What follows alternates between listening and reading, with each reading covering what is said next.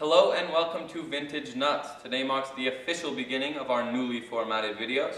Now the biggest difference you'll notice is that the owners of the cars will no longer be in the main video with us.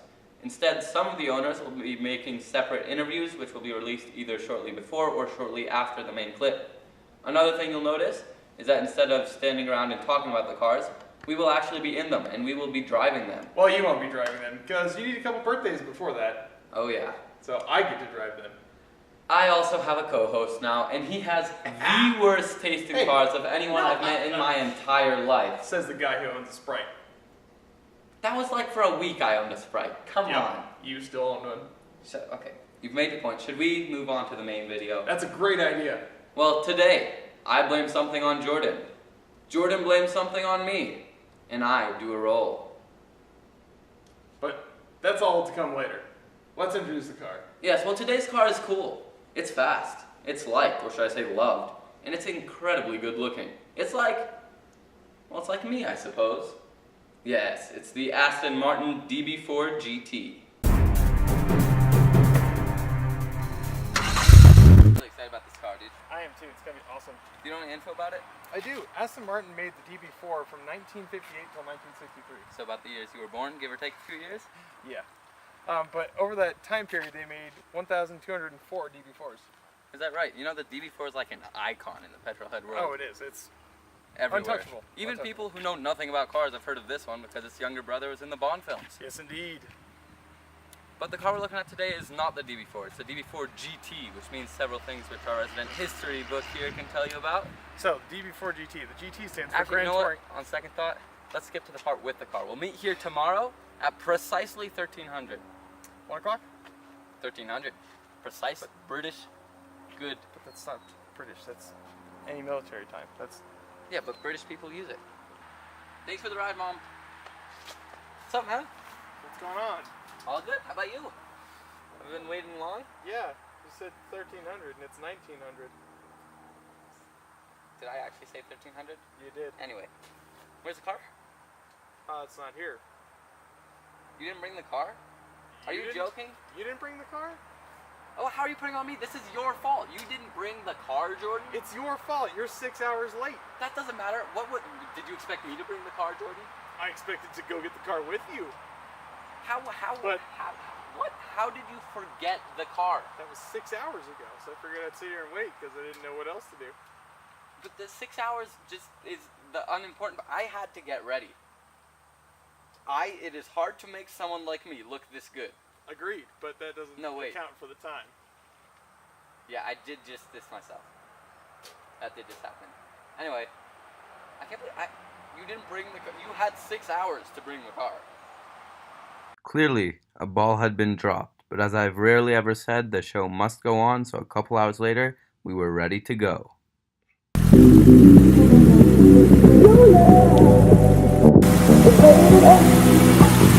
That means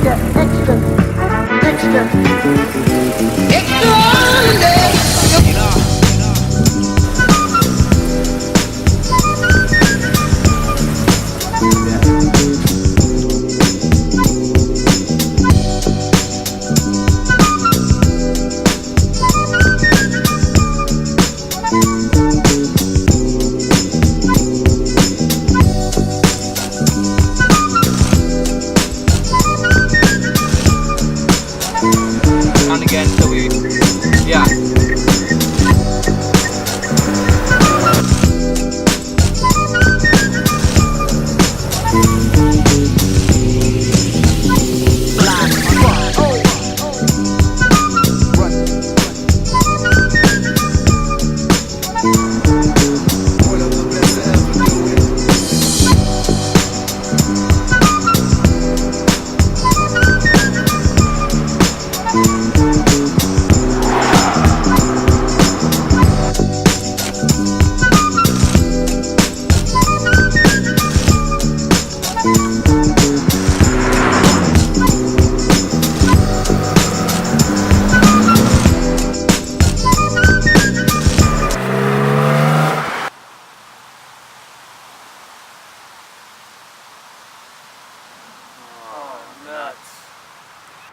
Well, that was a pretty fun ride, man. Yeah, it was. Up until the point where it ran out of juice. But you know what that means? It's now a perfect time for us to play our little trivia game. Yes, it is. And we like to call it Know your car. Facts. Know the car. No, car facts. No, know the car. Car facts. We agreed on know the car. We agreed on car facts. Look, I have it right there. It's we agreed on know the car. We just got a text. It's from our cameraman. He says, stop arguing about unimportant things and get on to something people care about. That's a good point. Right, well, I guess we haven't quite come up with an actual name yet.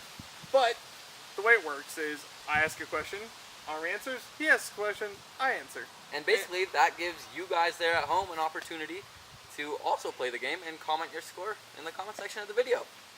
And you can keep us honest by giving us comments and telling us what we did wrong. Perfect. You want to start? Yeah, I'd love to. Okay, when was the first DB4GT introduced? Extra credit if you know which month. Well, I don't know the month, but I do know the year, because you said it earlier, in the video we did earlier. It's 1958. He's wrong. The DB4GT actually came out in 1959, in September as a matter of fact. Okay, you want to play like that? Here's one. How much horsepower did the DB4GT have? 300. No, it's 302. A loser. Okay, Jordan and I had a small discussion, and we have decided that he did in fact get that question right. So let's move on. Next question. What does GT stand for in DB4GT? Oh, well, that's an easy one. It stands for Grand Tour. And that means that the cars were built to go on really long road trips all across the world. At Meant to go- excessive speed. Exactly. So they're meant to go fast all across Exactly. the world on really long road trips. Fun fact, most of these cars become more stable around 70 miles an hour. Is that true? Indeed. That's pretty cool. Well, here's the next one I have. What sizes did the DB4GT engines come in?